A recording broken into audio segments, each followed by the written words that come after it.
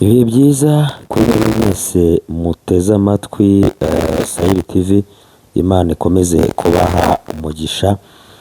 Dukomeje kubana mu makuru n'ibiganiro byacu bigenda bitambuka no kuri uyu muyoboro wanyu cyangwa se wacu, nk'uko musanzwe mubizi tubana hano 5 kuri 5 muri inshuti z'akadasohoka, muri abavandimwe beza. Ndabashimira cyane kubwo kutwereka urukundo mu buryo budasanzwe, aho muherereye hirya no hino ku isi mwese. Imana ibahe umugisha.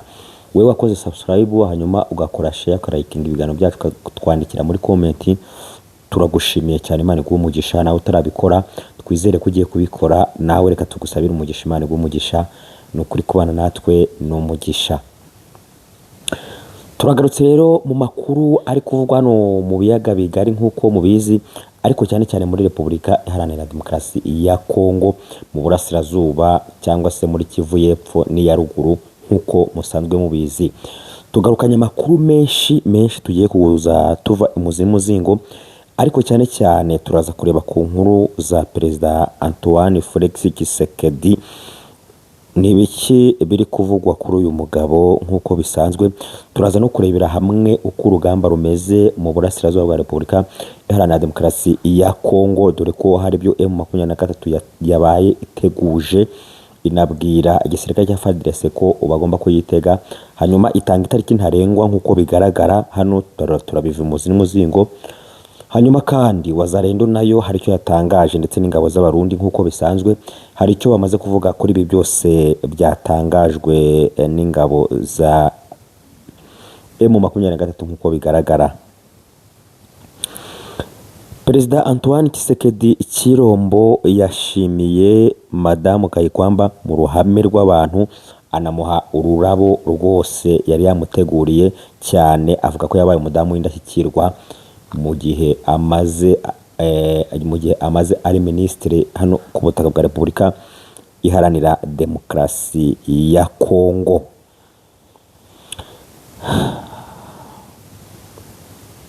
Umunyapolitiki utavuga rumwe n'ubutegetsi bwa RDC Martin Fayulu yahuye na Perezida Tshisekedi amusaba kuganira n'abahagarariye Kiliziya Katolika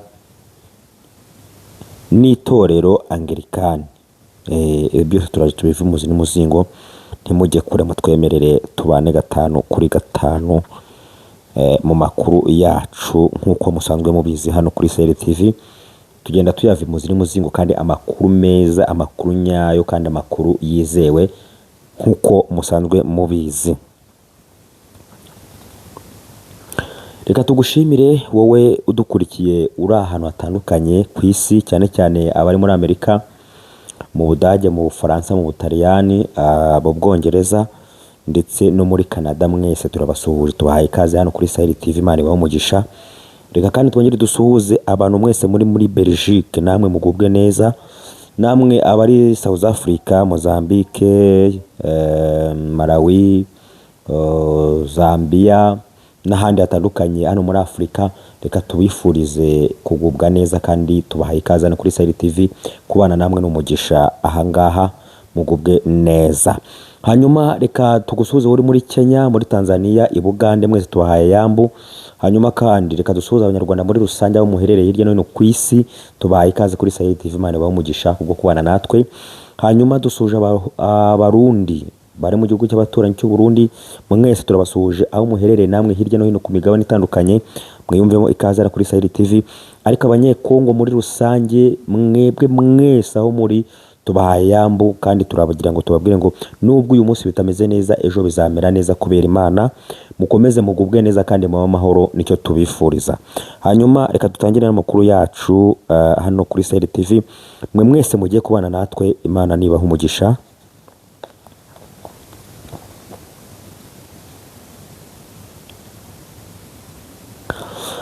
Perezida wa Repubulika Iharanira Demokarasi ya Kongo Antoine Felix Tshisekedi Chilombo, nk'uko musanzwe mubizi, kuri uyu munsi tariki 6 z'ukwezi kwa gatandatu 2025 yagaragaye mu nama y'abaminisitiri cyangwa se iyi nama yabaye kuri uyu munsi yagaragayemo uyu mudamu Kayikwamba nk'uko musanzwe mumuzi. Ni umudamu ni minisitiri w'ububanyi n'amahanga nk'uko tubisoma hano muri Repubulika Iharanira Demokarasi ya Kongo. Uyu mudamu rero yabaye indashyikirwa, yagiye aharanira ukwishyira no kwizana kw'igihugu cya Kongo. Yagiye agaragara mu manama atandukanye hirya no hino ku isi, mu biganiro bitandukanye hirya no hino ku isi, mu matangazamakuru, ibinyamakuru by'i Burayi, ahantu henshi cyane hagiye hatandukana yagiye agaragaramo. Kuri ubu rero akubutse mu kanama gashinzwe umutekano nk'uko bigaragara ku isi. Ahangaha rero bikaba bivuga ko iki gihugu cya Kongo cyaba cyaranabonye umwanya muri kano kanama nk'uko bigaragara. Kongo rero yari ihagarariwe n'uyu mudamu, aho hose niwe uba uhari, niwe ugenda hirya no hino. Kuri uyu munsi rero yahuye na Felix Antoine Tshisekedi Tshilombo, ari we perezida wa Repubulika Iharanira Demokarasi ya Kongo. Mu guhura kw'aba bombi rero ndetse n'abandi bari mu nama, Perezida Antoine Tshisekedi yagaragaye afite ururabo. Mu by'ukuri yaruhaye uyu mudamu Kayikwamba, hanyuma aruherekeresha amagambo asize umunyu kandi meza cyane, amutaka amubwira ati rwose wabaye umugore w'indashyikirwa, ati kandi mu mateka uzajya wibukwa, ibigwi byawe bizivugira hano muri Repubulika Iharanira Demokarasi ya Kongo. Ati hirya no hino wagiye ugaragara, wagiye ubyitwaramo neza, wagiye uba intumwa nziza y'abanyekongo nk'uko yagiye abivuga. Ati rwose turagushimira kandi turagira ngo tukwereke ko ibyo wakoze tubizi, tubizirikana, rwose tubiha agaciro 5/5 nk'uko yagiye abivuga. Abwira abari muri iyo nama ko bakwiriye gufatanya bakazamura amaboko cyangwa se bakazamura ibiganza, bagashimira uyu mudamu Kayikwamba ko yabaye umwe mu bagore b'indashyikirwa ku butaka bwa Repubulika Iharanira Demokarasi ya Kongo nk'uko uyu Antoine Tshisekedi yagiye abivuga muri iyi nama.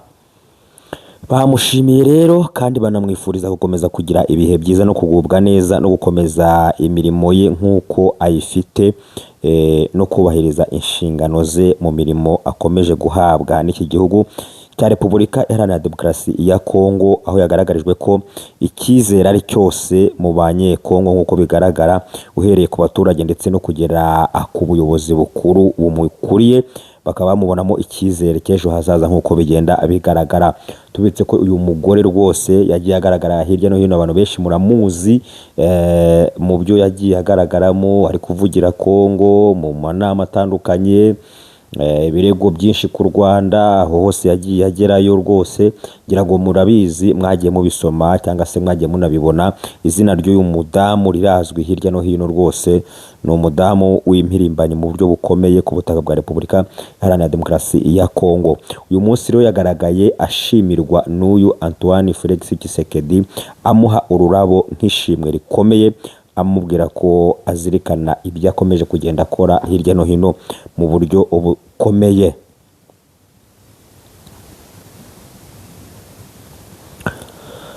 Kuri uyu munsi tariki 6 z'ukwezi kwa gatandatu 2025, umunyapolitiki utavuga rumwe n'ubutegetsi bwa RDC Martin Fayulu yahuye na Perezida Tshisekedi amusaba kuganira n'abahagarariye Kiliziya Gatolika ndetse n'itorero rya Anglikani nk'uko bikomeje kugenda bigaragara. Fayulu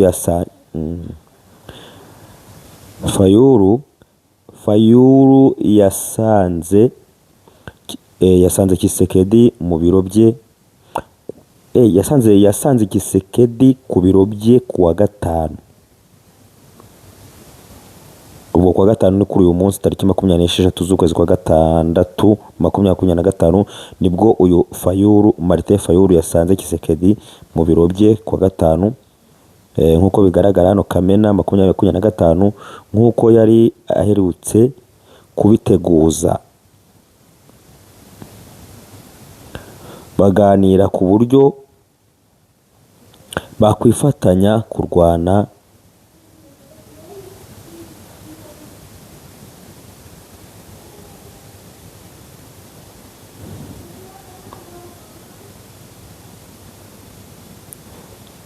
bakifatanya kurwanya ibibazo bibangamiye RDC, cyane cyane intambara yo mu burasirazuba bwa Repubulika Iharanira Demokarasi ya Kongo, nk'uko bigenda bigaragara hano muri izi nyandiko. Uyu Martin Fayulu rero tubibutse ko ari umwe mu badogiteri bakomeye ku butaka bwa Repubulika Iharanira Demokarasi ya Kongo. Uyu nguyu nawe mu matora y'abaperezida yagiye yiyamamaza ashaka kugira ngo arebe ko yaba perezida, ariko ibyo ntibyakunda, dore ko atahwemye kuvuga ko n'ubundi Antoine Tshisekedi Tshilombo yayoboye ari uko yamwimye amajwi, ati ngiye naratowe ariko wowe ntiwatowe ahubwo washyizweho nk'uko bigaragara. Yagiye avuga ko Tshisekedi yamwibye amajwi, ko atigeze atorwa, ko ari kuyobora iki gihugu ataratowe.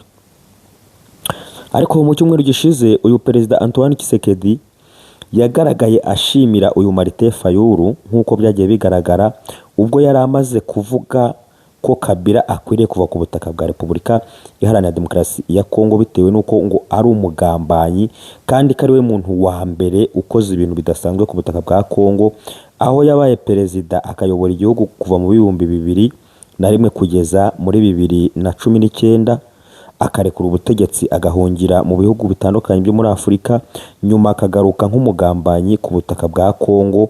Yagize ati rero uyu muntu ntasanzwe, niwe muntu ukoze amateka mabi ku butaka bwa Kongo. Ahita amusaba rero ko yava ku butaka bwa Repubulika Iharanira Demokarasi ya Kongo, bitewe n'uko ari umugambanyi kandi avuga ko abona ko nta mahoro ateze kugarura ku butaka bwa Kongo nk'uko bigaragara. Aya magambo rero yasamiwe hejuru n'uyu Antoine Tshisekedi, perezida wa Repubulika Iharanira Demokarasi ya Kongo. Akimara rero kumva ayo magambo, yahise ashimira uyu Martin Fayulu, rwose aramushimira cyane, aravuga ati wowe rwose uri imirimbanyi y'igihugu kandi ukunda abanyekongo muri rusange nk'uko byagiye bigaragara. Anavuga ko bagiye gufatanya mu guhangana n'ibibazo biri muri Repubulika Iharanira Demokarasi ya Kongo, cyane cyane intambara ikubica bigacika mu burasirazuba bwa Repubulika Iharanira Demokarasi ya Kongo. Ibyo rero amaze kumushimira, hanyuma baje kuvuga ko rero igisigaye ari uguhura bagatahiriza umugozi umwe, ubundi bakagira ibibazo bakemura nk'uko byagiye bigaragara. Kuri uyu munsi rero ibi turi gusoma ni inkuru zigaruka ku byo bagiye bavuga ubwo bahuraga kuri uyu munsi. Guhura kw'aba banyapolitiki bombi babanye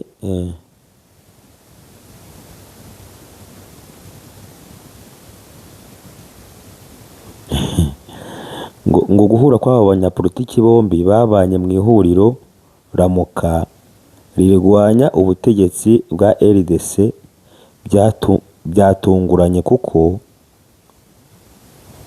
basanzwe badacana uwaka biturutse ku kudahuza ku byavuye mu matora y'umukuru w'igihugu yabaye mu mpera za 2018. Aya matora nibyo maze kugarukaho, nibyo nari maze kubabwira.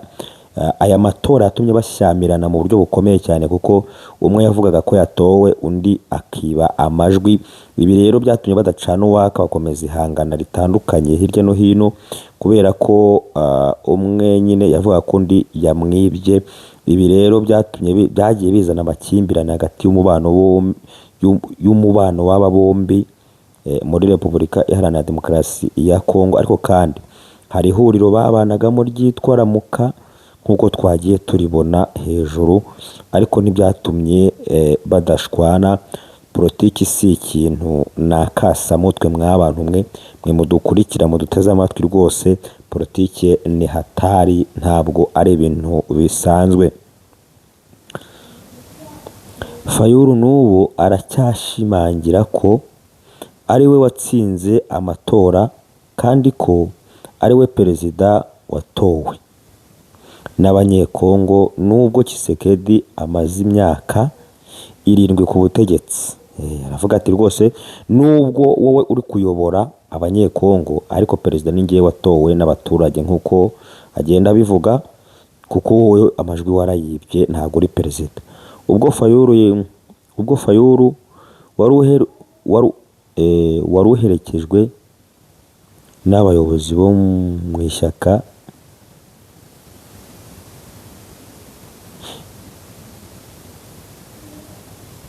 yinjira mu biro by'umukuru w'igihugu, yahoberanye na Tshisekedi nk'ikimenyetso cy'ubwiyunge mbere y'uko batangira ikiganiro cyo gusasa inzobe. Ati uyu Martin Fayulu yinjiye mu biro bya Antoine Tshisekedi aherekejwe n'abantu bo mu ishyaka rye, aramuhobera rwose, amuhoberana ubwuzu, baraseka barishima nk'ikimenyetso cy'uko biyunze nyine mbere y'uko bafata umwanzuro wo gusasa inzobe nk'uko byagiye bigaragara. Nyuma y'amasaha abiri aganira na Tshisekedi, Fayulu yasobanuriye abanyamakuru ko yabwiye umukuru w'igihugu ko bakeneye guhurira mu biganiro bihuza abenegihugu kandi ko umuntu utazabyitabira atazaba akunda igihugu. Ngira ngo murabyumva ibyo yagiye amubwira rwose, ati dukwiriye guhurira mu biganiro by'abenegihugu kandi umuntu utazitabira ibyo biganiro ntabwo azaba akunda igihugu. Bibutse ko Fayulu yavuze ko bashobora no gupfa ariko bagapfa bitangiye Abanyekongo, bagasiga inkuru nziza imusozi nk'uko yagiye abivuga. Yavuze ati rwose ngwino duhaguruke tugire ibyo dukora, wenda dupfe ariko dupfira abanyagihugu, dupfe urupfu rwiza nk'uko yagiye abitangaza. Yagize ati igihugu kiri mu bibazo bikomeye cyane, twatewe impande zose, dukeneye kunga ubumwe ku rwego rw'igihugu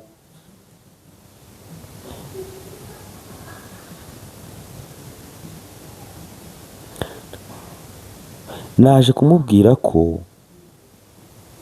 nta bisubizo 36 bihari, dukeneye guhurira mu biganiro by'abenegihugu kandi umuntu utazaza ntazaba akunda igihugu. Ibi byose nibyo Martin Fayulu yagiye avuga, yatangarije uyu Antoine Tshisekedi Tshilombo nk'uko bigaragara. Inama y'abepiskopi Gatolika muri RDC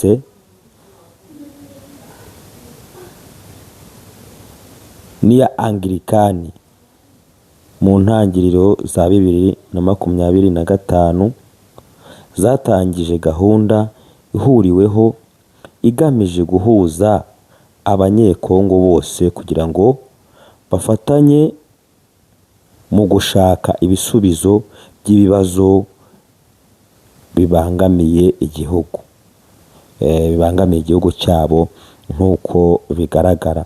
Ibi byose nibyo Martin Fayulu yagiye atangaza, yagiye atangariza Abanyekongo muri rusange, ndetse ni nabyo yagiye aganiriza itangazamakuru nk'uko bigenda bigaragara hano 5 rero rwose aba banyapolitiki bombi bagiye kunga ubumwe mu gushakira amahoro arambye igihugu cya Repubulika Iharanira Demokarasi ya Kongo nk'uko bagiye babivuga. Baganiriye n'ibindi byinshi bigiye bitandukanye cyakora tutamenye, ariko muzagenda mubimenya 5 uko buzagenda bucya, cyangwa se uko buzagenda amakuru tuyamenya 5 mukaba muzagenda muyamenya namwe nk'ibisanzwe. Hanyuma kandi mu gace ka Walikale n'ubundi biravugwa ko ibitero biri gutegurwa na M23 mu buryo bukomeye, aho ishaka kubigaba ku ngabo za FARDC ndetse na Wazalendo cyo kimwe n'ingabo z'abarundi nk'uko bigaragara. Ariko kugeza ubu ngubu amakuru atugeraho aravuga ko ingabo z'abarundi na Wazalendo na FARDC bakomeje gucunga umutekano mu buryo budasanzwe mu birindiro byose barimo, kuko nabo bitegura kugaba ibitero karundura ku ngabo za M23 ndetse n'umutwe wa Twirwaneho bakomeje gufatanya na M23. Naho bamwe mu banyapolitiki nk'uko bigaragara,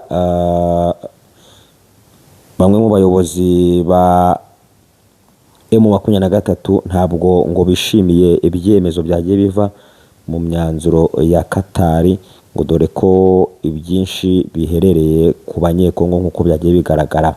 Abayobozi rero ba M23 bagiye bagaragara batishimiye izi nkuru bakomeje kumenya nk'uko bisanzwe, kuko ibyo bari biteze ko babona atari byo babonye nk'uko bigaragara.